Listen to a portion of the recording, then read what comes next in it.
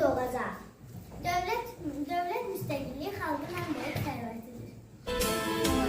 Zirveye boylanan uca çınarlar,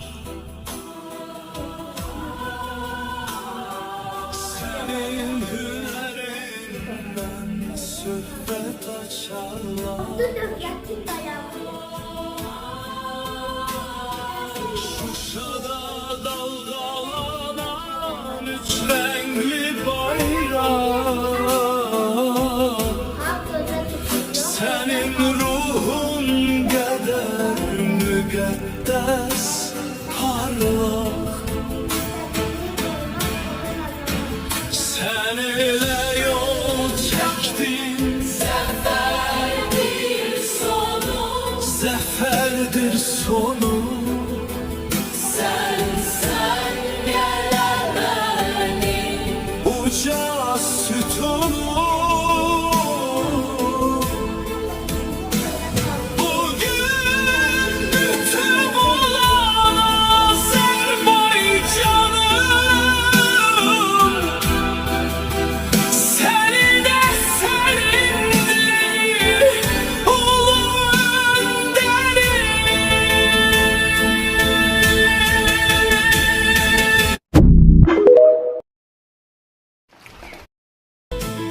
Zirveye boylanan uca çınarlar,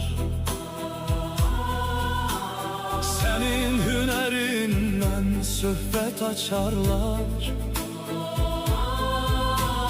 Şuşada dalgalanan üç renkli bayrak,